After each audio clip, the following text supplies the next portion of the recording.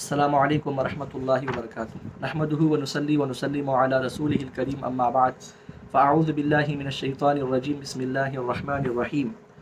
عن عمر بن الخطاب رضی اللہ عنہ قال بینما نحن عند رسول اللہ صلی اللہ علیہ وسلم ذات يوم اذ طلع علينا رجل شديد بياض الثياب شديد سواد الشعر لا يرى عليه اثر السفر ولا يعرفه منا احد حتى جلس إلى النبي صلى الله عليه وسلم فأسند ركبتيه إلى ركبتيه ووضع كفيه على فخذيه وقال يا محمد أخبرني عن الإسلام قال الإسلام أن تشهد أن لا إله إلا الله وأن محمد رسول الله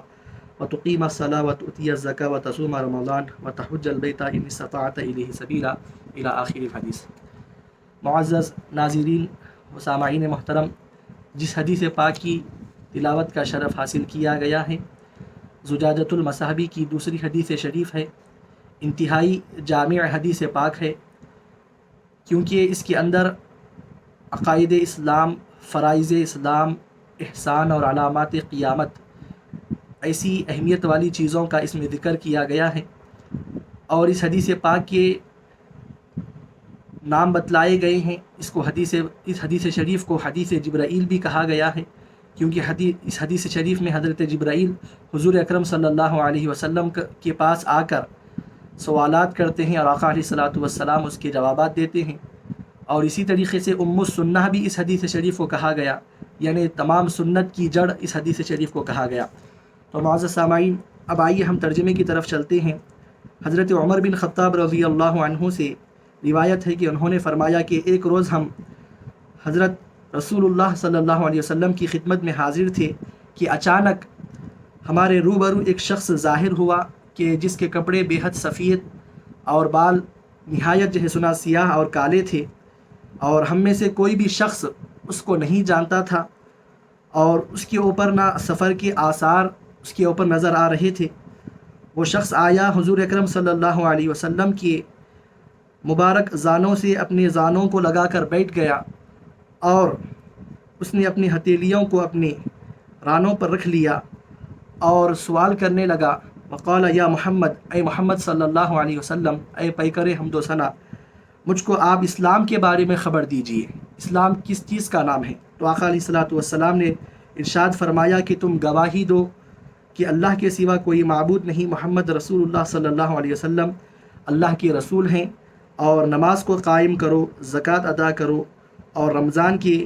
روزوں کا اہتمام کرو، اور اگر اللہ نے استطاعت دی ہے تو حج بیت اللہ کرو۔ تو معزز سامعین، اس حدیث شریف میں بنیادی طور پر 4 مضامین کو بیان کیا گیا ہے۔ عقائد اسلام کو اس میں ذکر کیا گیا ہے، فرائض اسلام جس کو ہم ارکان اسلام بھی کہتے ہیں اس کو بیان کیا گیا ہے، احسان یعنی بندے کا تعلق اللہ کے ساتھ کیسا ہونا چاہیے، اور علامات قیامت، ان 4 چیزوں کو بیان کیا گیا ہے۔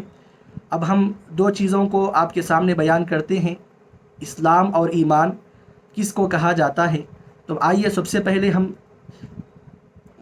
اس بات کی طرف چلتے ہیں کہ حضور شیخ الاسلام عارف باللہ امام محمد انوار اللہ فاروقی رحمۃ اللہ علیہ نے اپنی معرکۃ الآراء تصنیف مقاصد الاسلام میں اسلام اور ایمان کے کیا معنی بیان کیے ہیں، اختصار کے ساتھ ہم اس کو جاننے کی کوشش کرتے ہیں۔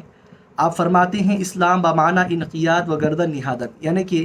لسان العرب کا آپ حوالہ دیتے ہوئے آپ ارشاد فرماتے ہیں کہ اسلام اپنے آپ کو اللہ کے حوالے کر دینا، اللہ کے سامنے اپنی گردن جھکا دینا، اس کا نام اسلام ہے۔ اور حضور اکرم صلی اللہ علیہ وسلم نے بھی ایمان اور اسلام میں فرق آپ نے کیا ہے، اور ایمان کے باب میں جب آپ سے پوچھا گیا تو آپ نے فرمایا ان تؤمن باللہ و ملائکتہ و کتبہ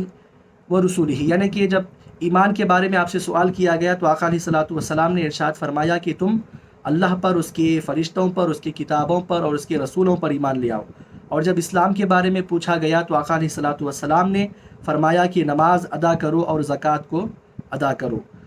تو پھر یہ 2 چیزوں میں فرق آقا علیہ الصلاۃ والسلام نے یہاں پر بیان فرمایا۔ لیکن حضور شیخ الاسلام بانی جامع نظامیہ رحمۃ اللہ علیہ لکھتے ہیں کہ عام فقہائے اہل سنت و جماعت کا مذہب یہ ہے کہ ایمان، اسلام، معرفت اور توحید میں اگرچہ باعتبار لغت کے فرق ہے، لیکن حقیقتاً ان کے درمیان میں کچھ فرق نہیں، اس لیے کہ جس میں یہ 4 صفتیں ایمان، اسلام، معرفت اور توحید ہو وہی مسلمان ہیں، اور جس میں ایک صفت بھی نہ ہو تو وہ پھر کافر ہے، مسلمان نہیں ہے۔ پھر اس کے بعد آپ نے ایمان کے تعلق سے بھی مقاصد الاسلام میں سیر حاصل گفتگو آپ نے فرمائی ہے۔ آپ لکھتے ہیں کہ ایمان یہ امن سے ماخوذ ہیں، جس کے معنی باب افعال میں لے جانے سے امن دینے کے ہوئے، اسی لیے اللہ نے ارشاد فرمایا وَآمَنَهُم مِّن خوف، سورہ قریش میں، کہ اللہ نے ان کو خوف سے، گھبراہٹ سے اللہ نے ان کو امان دے دیا۔ تو پھر ایمان کے معنی آتے ہیں لغوی طور پر امن دینے کے، اور اسلام کے معنی آتے ہیں اپنے آپ کو اللہ کے حوالے کرنے اور اپنی گردن کو جھکانے کے۔ اب آئیے معزز ناظرین و سامعین محترم، حضور محدث دکن سیدنا عبداللہ شاہ صاحب رحمۃ اللہ علیہ نے اس حدیث شریف کے تحت آپ نے کن مباحث کو بیان کیا ہے اس کی طرف ہم چلتے ہیں۔ آپ اس حدیث شریف کے ضمن میں آپ نے 3 مباحث فرمائے ہیں۔ سب سے پہلی بحث یہ ہے کہ کیا قول اور عمل داخل ایمان ہیں، اور دوسری بحث کیا ایمان بڑھتا اور گھٹتا ہے، اور تیسری بحث یہ ہے کہ ایمان اور اسلام یہ 2 کیا الگ چیزیں ہیں یا ایک ہی چیز ہے۔ تو آئیے سب سے پہلی بحث کی طرف، کیا قول اور عمل ایمان میں داخل ہے یا نہیں۔ تو آپ ارشاد فرماتے ہیں کہ ایمان حضور اکرم صلی اللہ علیہ وسلم کی احادیث میں 2 معنوں میں استعمال ہوا۔ ایک مقام پر ایمان سے مراد صرف عقائد کو مراد لیا گیا، اور ایک مقام پر ایمان سے مراد عقائد اور اعمال، ان دونوں کو بھی مراد لیا گیا۔ چنانچہ حضور اکرم صلی اللہ علیہ وسلم سے جب پوچھا گیا کہ ایمان کیا ہے، تو آپ نے ارشاد فرمایا کہ تو ایمان رکھ اللہ بزرگ و برتر پر، اس کے فرشتوں پر، اور اللہ تعالیٰ سے ملنے پر، اور اس کے رسولوں پر، اور مرنے کے بعد دوبارہ اٹھائے جانے پر۔ پھر اس کے بعد آپ سے اسلام کے بارے میں سوال کیا گیا، تو حضور اکرم صلی اللہ علیہ وسلم نے ارشاد فرمایا کہ تو اللہ بزرگ و برتر کی عبادت کر، اور اس کے ساتھ کسی کو شریک نہ بنا، اچھی طریقے سے نماز ادا کر، زکوٰۃ دے، اور رمضان کے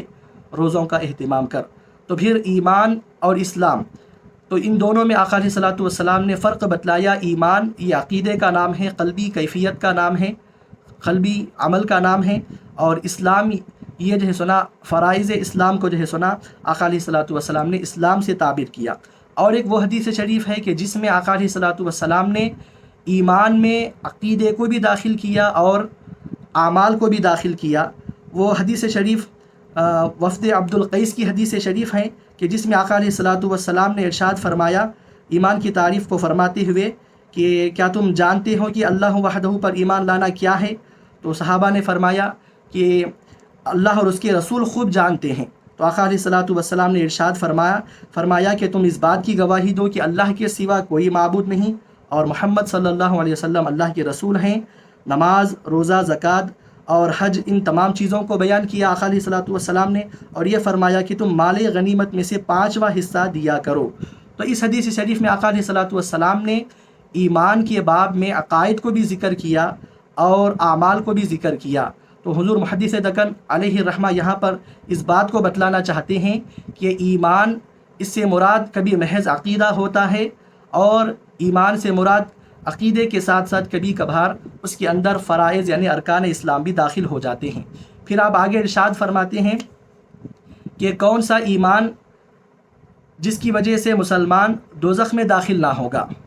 اور کون سا ایمان ہے کہ جس کی وجہ سے مسلمان دوزخ میں داخل ہوگا۔ تو آپ فرماتے ہیں کہ وہ ایمان جس کی وجہ سے مسلمان دوزخ میں داخل نہ ہوگا وہ با اتفاق یہی ایمان کامل یعنی کہ جو اعمال سے آراستہ ہے۔ یعنی جس حدیث میں آقا نے فرمایا کہ اللہ اور اس کے رسولوں پر عقیدہ کو بھی ذکر کیا اور اعمال کو بھی ذکر کیا، کہ جس کو ایمان کامل سے تعبیر کیا، تو وہ شخص جو کہ عقیدے کے ساتھ ساتھ صحیح عقیدے کے ساتھ ساتھ اعمال کو بھی وہ انجام دیتا ہے، تو پھر ویسا شخص دوزخ میں داخل نہیں ہوگا۔ اور جہاں پر صرف ایمان سے عقیدے کو مراد لیا گیا، تو پھر عمل کے نہ ہونے کی وجہ سے وہ مسلمان دوزخ میں داخل ہوگا، لیکن ہمیشہ کے لیے وہ دوزخ میں داخل نہیں ہوگا، بلکہ وہ اپنے گناہوں کی سزا پا کر دوزخ سے پھر اللہ کے فضل و کرم سے جنت میں وہ داخل ہوگا۔ تو آپ ارشاد فرماتے ہیں کہ وہ ایمان کے جس کی وجہ سے دوزخ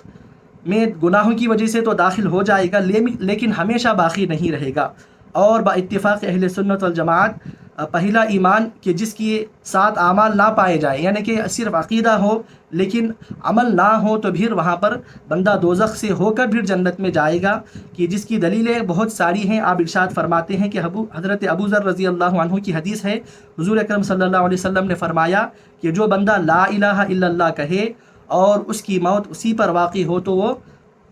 جنت میں داخل ہوگا، ایسا نہیں ہو سکتا کہ وہ ہمیشہ کے لیے دوزخ میں داخل رہے۔ تو صحابہ نے فرمایا رسول اللہ کیا وہ زنا اور چوری کرے تو بھی کیا وہ جنت میں داخل ہوگا؟ تو آقا علیہ الصلوۃ والسلام نے ارشاد فرمایا کہ ہاں، اگر وہ یہ عمل کرتا ہے، گناہوں کا ارتکاب بھی کرتا ہے، تو وہ لا الہ الا اللہ کہنے والا ضرور جنت میں داخل ہوگا۔ اور ایک دوسری دلیل یہ بیان کی گئی ہے کہ جس کے بھی دل میں ذرہ برابر بھی ایمان ہو وہ دوزخ سے نجات پائے گا۔ تو معلوم ہوا کہ عقیدہ اسلام کا ہو تو پھر عمل نہ ہو اس کے ساتھ، تو بھی وہ شخص دوزخ سے ہو کر ہی صحیح جنت میں جو ہے سنا وہ داخل ہوگا۔ پھر اس کے بعد ایمان بڑھتا ہے یا گھٹتا ہے، اس کی بحث کو آپ ارشاد فرماتے ہیں کہ ایمان سے مراد تصدیق قلبی ہو تو اس معنی کے لحاظ سے ایمان میں کمی اور زیادتی نہیں ہوتی، یعنی صرف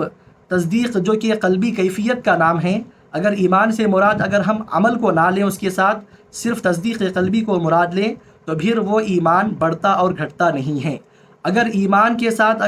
ایمان میں اگر ہم اس کے ساتھ عقیدے کے ساتھ ساتھ طاعتیں عبادتیں بھی اگر مراد ہو، تو پھر وہاں پر ایمان میں کمی زیادتی ہوتی ہے۔ تو اس سے معلوم ہوا کہ ایمان بڑھتا اور گھٹتا ہے، جن حدیثوں میں آیا ہے وہ اس معنی کے لحاظ سے ہے کہ وہاں پر عقیدے کے ساتھ ساتھ اعمال کو بھی مراد لیا گیا ہے۔ تو پھر عقیدے کے ساتھ جہاں پر اعمال مراد ہے وہاں پر ایمان بڑھتا اور گھٹتا ہے، یہ بات صحیح ہے۔ لیکن جہاں پر صرف عقیدہ مراد ہو تو پھر نفس ایمان میں کمی زیادتی نہیں ہوتی۔ پھر اس کے بعد آپ آخری بحث یہ فرماتے ہیں کہ ایمان اور اسلام میں کیا فرق ہے؟ تو آپ ارشاد فرماتے ہیں کہ باعتبار لغت کے تو یہ دو چیزیں الگ الگ ہیں، کیونکہ اسلام کے معنی گردن جھکا دینا، اپنے آپ کو اللہ کے حوالے کرنے کے ہیں، اور اسلام کے معنی آتے ہیں گردن جھکانے کے، اور ایمان یہ جو ہے سنا ایک قلبی کیفیت کا اور قلبی عمل ہے کہ اللہ اور اس کے رسولوں پر ایمان باللہ، ایمان بالرسول یہاں پر ہوتا ہے۔ تو حضرت ملا علی قاری رحمۃ اللہ علیہ کے حوالے سے آپ نقل فرماتے ہیں کہ ایمان اور اسلام میں لفظی اختلاف ہے، اور یہ لفظی اختلاف لغت کی وجہ سے ہے، یعنی لغت میں تو لغت کے اعتبار سے تو ان دونوں کے اندر فرق ہے، لیکن تحقیق یہ ہے کہ ایمان اور اسلام مفہوم کے لحاظ سے ایک دوسرے سے الگ ہے، لیکن مصداق میں دونوں کے دونوں ایک ہی ہیں۔ جیسے کہ حضور بانی جامعہ نظامی علیہ الرحمہ نے فرمایا کہ اسلام اور ایمان یہ دونوں ایک ساتھ پائے جاتے ہیں، نہ ایمان اسلام کے بغیر پایا جاتا ہے اور نہ ہی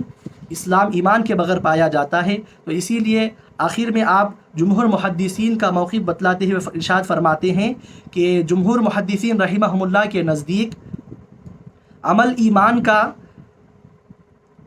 ایمان کا جز ہے، اس طرح کے جیسے کہ ہاتھ انسان کا جز ہے۔ تو جس طرح ہاتھ کی نفی سے انسان کی نفی نہیں ہوتی، یعنی کہ کسی شخص کا اگر ہاتھ نہیں ہو تو پھر اس کے جسم کی ہی نہ ہونے کی بات نہیں کی جائے گی، بلکہ انسان تو ہے لیکن ہاتھ نہیں ہے۔ تو اسی طریقے سے اگر مومن کے اندر اگر عمل نہیں ہے تو اس کے ایمان میں ایک نقص ہوگا، لیکن اس کے ایمان کی نفی وہاں پر نہیں کی جائے گی۔ تو مختصر یہ کہ عمل کمال ایمان کا یہ جز ہوگا۔ عمل ہمارے پاس جو ہے سنا ایمان کے لیے شرط نہیں ہے، بلکہ کمال ایمان کی شرط ہے۔ تو اسی لیے آپ خلاصے کے طور پر آخر میں آپ یہ ارشاد فرماتے ہیں کہ ایمان سے مراد اگر صرف تصدیق ہو، یعنی قلبی کیفیت، قلبی عمل جو ہے اگر وہ ہو تو پھر اس میں کمی زیادتی نہیں ہوتی۔ اگر ایمان سے مراد اگر وہاں پر عقیدے کے ساتھ ساتھ عمل بھی اگر مراد لیا جائے تو پھر وہاں پر ایمان میں کمی زیادتی ممکن ہے۔ آخر میں اللہ رب العزت کی بارگاہ میں دعا ہے کہ اللہ رب العزت ہم سب کو ایمان کامل عطا فرمائے، ایمان اور اسلام کے صحیح معنی کو سمجھنے اور اس پر عمل کرنے کی توفیق عطا فرمائے۔ آمین۔ وما علینا الا البلاغ۔